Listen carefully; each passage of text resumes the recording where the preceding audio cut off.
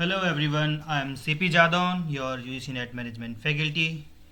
और आज हम देखने वाले हैं सर्विस क्वालिटी एंड ब्रांडिंग। शुरू करते हैं कि सर्विस क्वालिटी को आप कैसे मैनेज करते हैं, कौन कौन से मॉडल्स हैं, उन सबको आज हम देखेंगे। सो पहले शुरू करने से पहले कि सर्विस क्वालिटी क्या होता है, हम समझते हैं क्वालिटी क्या होता है ना। जब आप कोई प्रोडक्ट खरीदते हैं, है ना, तो उसकी क्वालिटी तो आप चेक कर सकते हैं। कैसे? उसके एक स्टैंडर्ड सेट होता है ना, कि वो उस नॉर्म्स होते हैं, उनके अकॉर्डिंग प्रोडक्ट को बनाया गया है या नहीं बनाया गया है, उनसे आप मैच करके देखते हैं, उसकी परफॉर्मेंस को मैच करके देखते हैं और आप सेट कर लेते हैं प्रोडक्ट की क्वालिटी। लेकिन सर्विस की क्वालिटी को आप एज सच मेजर नहीं कर सकते, क्योंकि उसे आप टच नहीं कर सकते हैं, स्टैंडर्ड नॉर्म्स नहीं बना सकते हैं।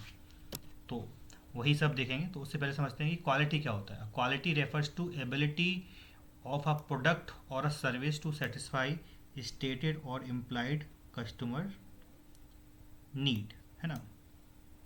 तो क्वालिटी क्या होता है? किसी प्रोडक्ट की एबिलिटी ऑफ प्रोडक्ट और सर्विस टू सेटिस्फाई स्टेटेड और इम्प्लाइड कस्टमर नीड, है ना। अब इसकी कुछ अप्रोचेज हैं कि आप किस तरीके से अप्रोच करेंगे, आप किस तरीके से देखेंगे तो क्वालिटी को। तो कस्टमर बेस्ड पे कैसे देखेंगे आप?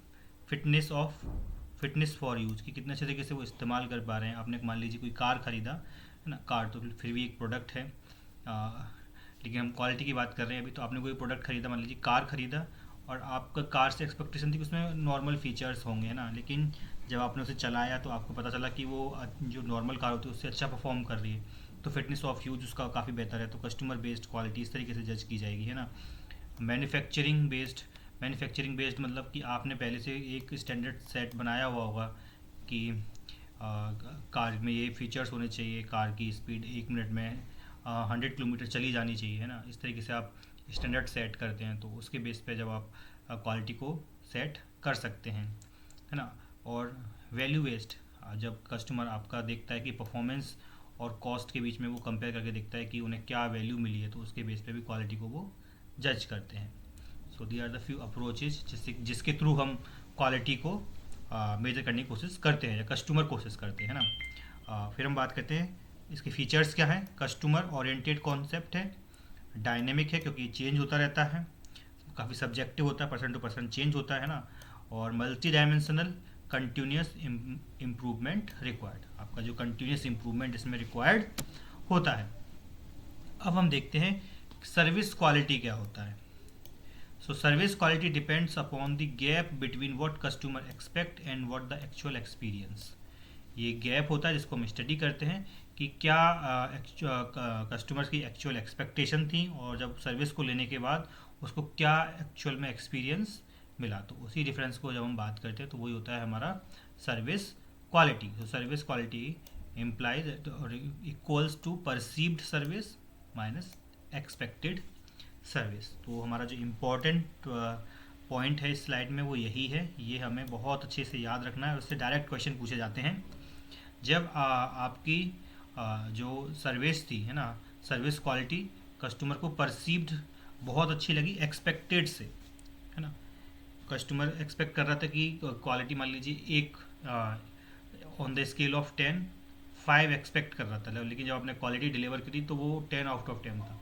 तो परसीव्ड उसे ऐसा लगा कि क्वालिटी बहुत अच्छी है, तो एक्सपेक्टेशन से ज़्यादा निकल गया उनके, है ना। तो इस तरह के कस्टमर को बोलते हैं कस्टमर डिलाइट कस्टमर, जो कि एक्सपेक्टेड से उनको जो क्वालिटी लगी वो क्या लगी, परसीव्ड क्वालिटी बहुत ज़्यादा लगी, तो ऐसे कस्टमर को हम डिलाइट कस्टमर बोलते हैं। तो ये हमें याद रखना है।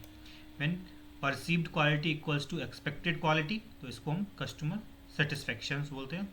वहीं perceived quality less than expected, expectation से भी आपने कम क्वालिटी उनको मिल लगा, तो इसको बोलते हैं कस्टमर डिससेटिस्फेक्शन। ये एक बहुत ही इंपॉर्टेंट क्लासिफिकेशन है, आपको इसे याद जरूर रखना है, ठीक है।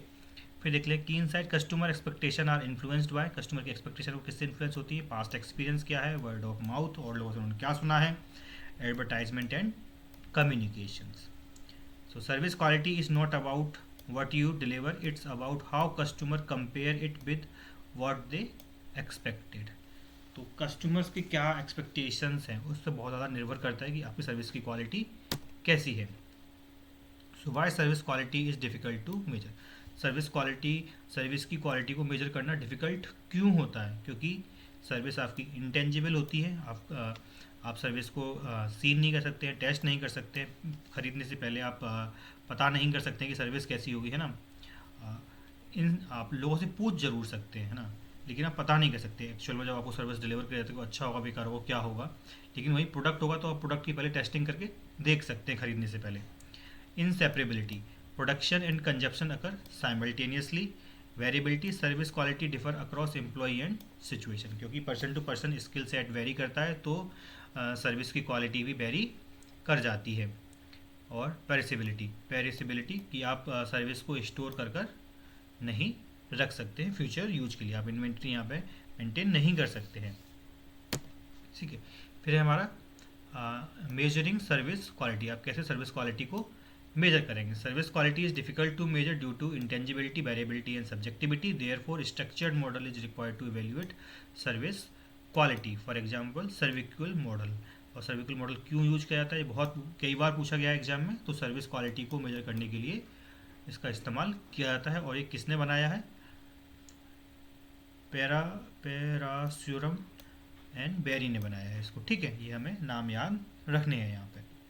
तो अब देख लेते हैं मॉडल क्या है, इसके डायमेंशन क्या है जिसके थ्रू हम सर्विस को मेजर करते हैं। Service quality evaluate, customer evaluate service quality based upon 5 factors. तो जो कस्टमर होता है वो 5 फैक्टर्स पर ये मॉडल मानता है कि वो 5 फैक्टर पर क्वालिटी को मेजर करते हैं। That is tangibility, physical facilities, equipment and appearance of personal.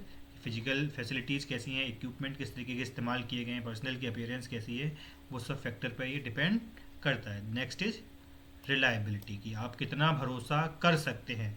Ability to perform promised service accurately and consistently. Accurate भी आपको कितना एक्यूरेटली आप परफॉर्म कर पा रहे हैं एंड कंसिस्टेंटली लगातार आप बेहतर रिजल्ट दे पा रहे हैं या नहीं दे पा रहे हैं।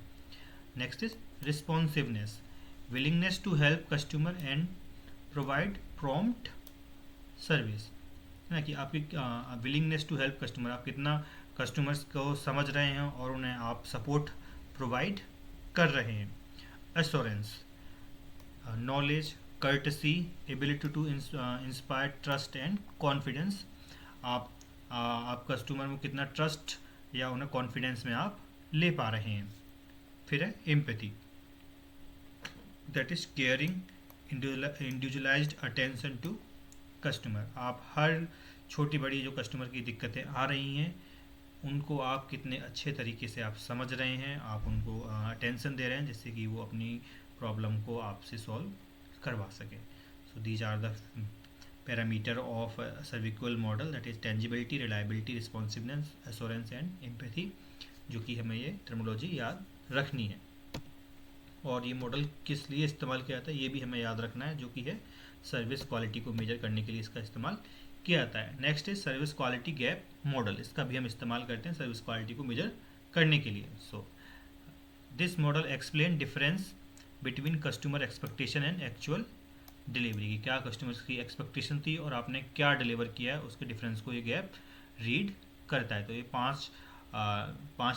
पांच लेवल पर गैप को बताता है कि 5 लेवल पर गैप हो सकता है। तो कौन कौन से वो लेवल हैं? पहला है knowledge gap.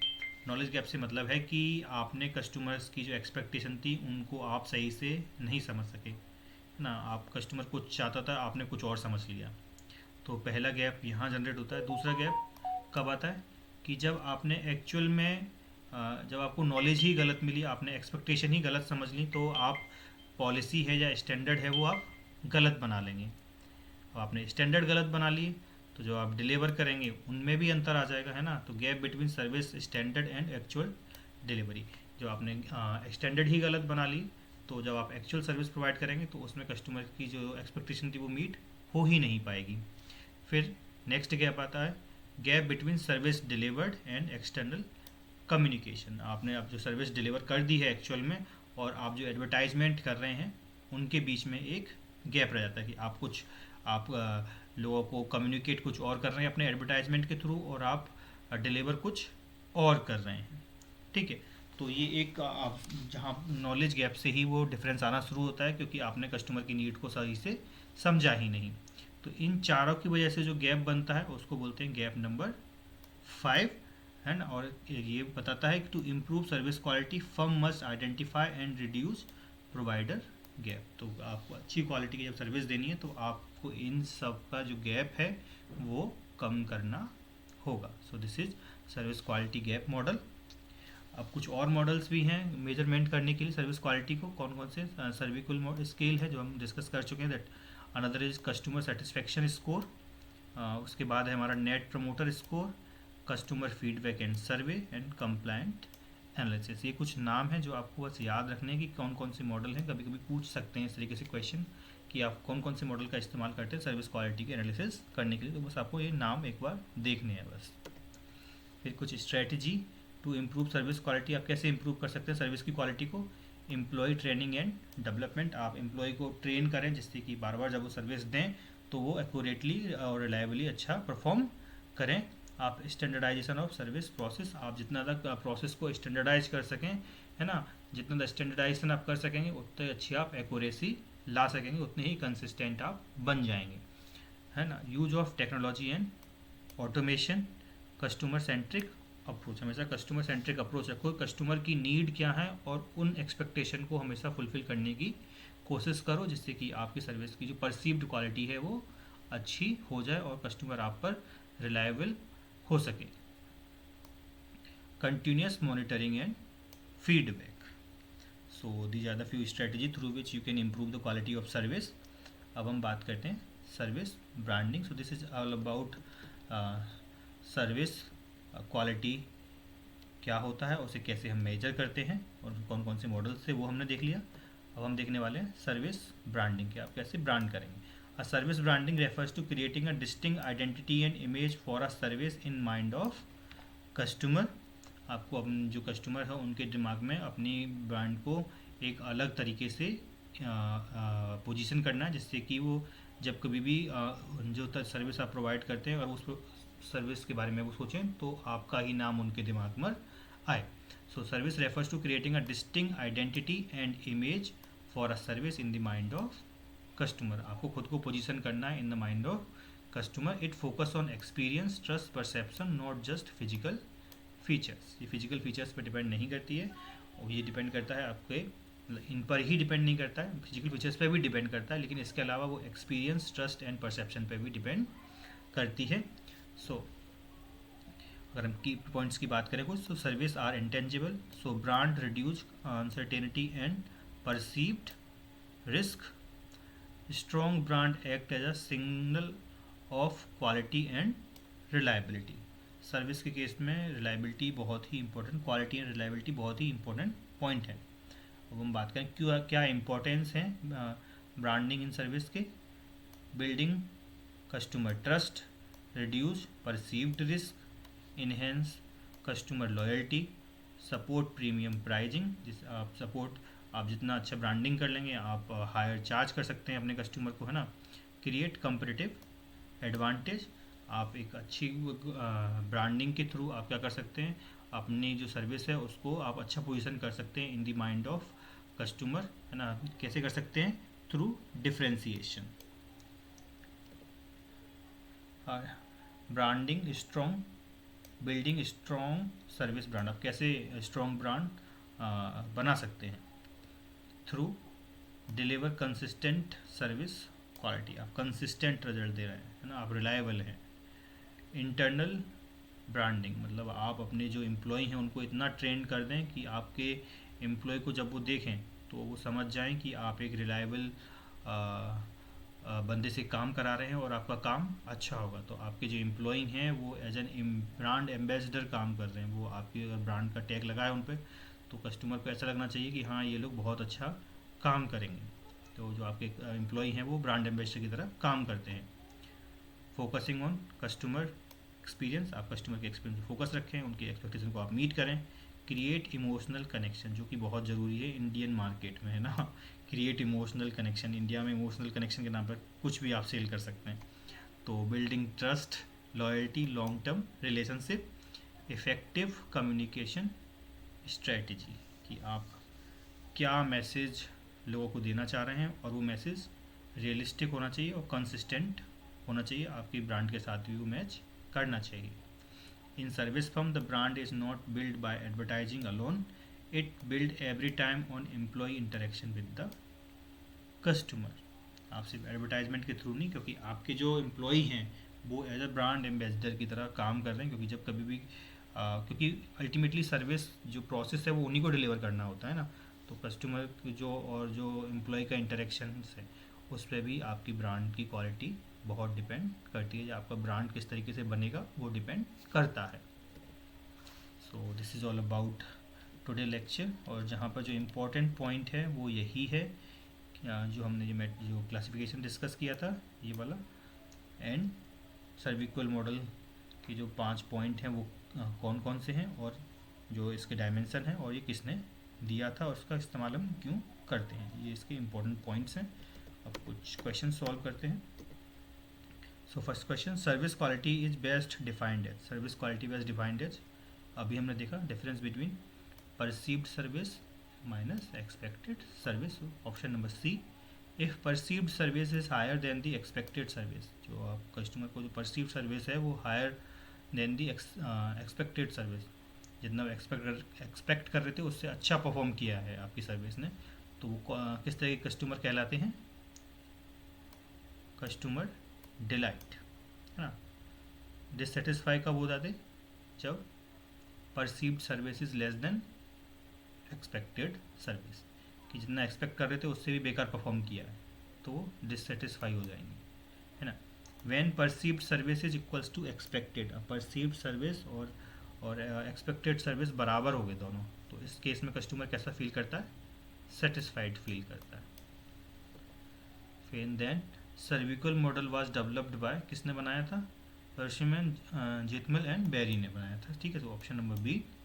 Which of the following is not a dimension or RATER of model, जो हमने देखा था उसका एक कौन सा इसमें से मॉडल वो डायमेंशन नहीं है ना सर्विकल मॉडल का, तो रिलायबिलिटी भी होता है, अश्योरेंस भी होता है, एंड टेंजिबिलिटी भी था, तो हमारा करेक्ट ऑप्शन हो जाएगा यहाँ पे option number D, responsive speed index, ऐसा कोई भी डायमेंशन वहाँ पे नहीं था। Gap model of service quality primarily focus on, तो जो गैप मॉडल है वो किस बात पर ज़्यादा फोकस करता है, इसका आंसर मुझे आप बताइएगा क्या होगा। मिलते हैं नेक्स्ट लेक्चर में, थैंक यू।